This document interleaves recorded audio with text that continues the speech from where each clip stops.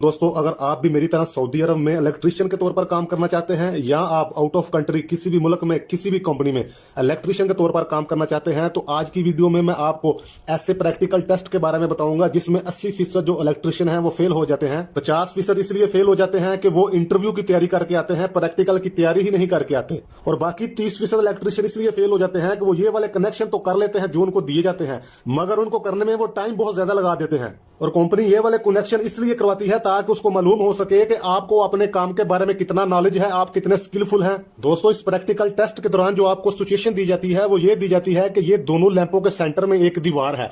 दीवार के इस तरफ एक रूम है जिसमें एक लैंप है और एक सिंगल स्विच लगा हुआ है, और इसी तरह दीवार के दूसरी तरफ भी एक रूम है जिसमें एक लैंप होल्डर है और एक स्विच है सिंगल। और मुश्किल ये है कि इस पहले वाले स्विच से लेकर दूसरे रूम के स्विच तक आपके पास सिर्फ 3 ही वायरें हैं, जैसा कि अभी आप देख रहे हैं कि 3 ही वायरें हैं, रेड, ब्लू और ब्लैक। और दूसरी प्रॉब्लम यह है कि ये जो बिजली की मेन 220 वोल्ट्स की जो पावर है वो एक साइड पर मौजूद है, दूसरे स्विच की तरफ बिजली की पावर भी मौजूद नहीं। नंबर 3 प्रॉब्लम यह है कि ये वाला जो लैंप है क्रॉस में इस स्विच से ऑन होना चाहिए और ये वाला जो लैंप है क्रॉस में इस वाले रूम के स्विच से ऑन होना चाहिए। और वायरें भी आपके पास सिर्फ 3 हैं, आप 3 से ज्यादा वायरों को भी इस्तेमाल नहीं कर सकते। और आप इस वीडियो के कमेंट्स बॉक्स में जरूर बताइएगा कि आपने वीडियो को देखे बगैर खुद अपने जहन के तौर पर कितनी देर में ये वाले कनेक्शन कंप्लीट किए थे। दोस्तों, अभी हम इस पूरे सर्किट के कनेक्शन करके भी आपको दिखाते हैं और इसकी टेस्टिंग करके भी आपको दिखाते हैं। और इस ब्लैक वायर को हम अपने ब्रेकर में मौजूद न्यूट्रल के पॉइंट के साथ कनेक्ट कर देंगे, ब्लैक वायर को। और दोस्तों, इसी ब्लैक वायर को हम कट करेंगे जिसके 2 एंड बन जाएंगे। इन दोनों एंडों को हम एक साथ इस तरह आपस में लूपिंग कर देंगे, इस तरह जैसा कि अभी आपको नजर आ रहा है। इसी ब्लैक वायर को हम पहले वाले अपने स्विच के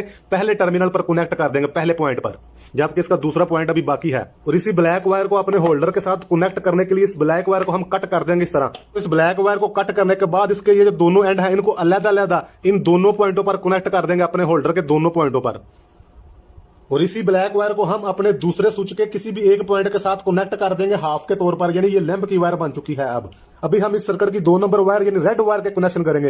रेड वायर को हम सबसे पहले इसको अपने ब्रेकर में मौजूद मेन फेज के पॉइंट के साथ कनेक्ट कर देंगे इस तरह। दोस्तों, इस रेड वायर को हम डायरेक्ट अपने दूसरे लैंप में कनेक्ट करेंगे। कनेक्ट करने के लिए इस वायर को कट करेंगे और कट करने के बाद इसके 2 एंड बन जाएंगे। इन दोनों एंड को हम आपस में इस तरह लूप कर देंगे और इस दोनों लूप किए हुए एंड को हम अपने लैंप होल्डर के किसी भी एक पॉइंट में कनेक्ट कर देंगे। और अभी हम इसी रेड वायर को, जिसको हमने फेज के साथ कनेक्ट किया था ब्रेकर में, उसी रेड वायर को हम अपने दूसरे स्विच के जो हमारा एक पॉइंट खाली था यहां पर कनेक्ट कर देंगे इस तरह, जैसा कि आपको नजर आ रहा है। दोस्तों, अभी हम इस सर्किट के कनेक्शन करने के लिए ये जिसकी 3 नंबर ब्लू वायर है इसके कनेक्शन करेंगे। इस ब्लू वायर को हम अपने पहले स्विच का ये जो हमारा एक पॉइंट खाली था वहां पर कनेक्ट कर देंगे इस तरह, जैसा कि अभी आपको नजर आ रहा है।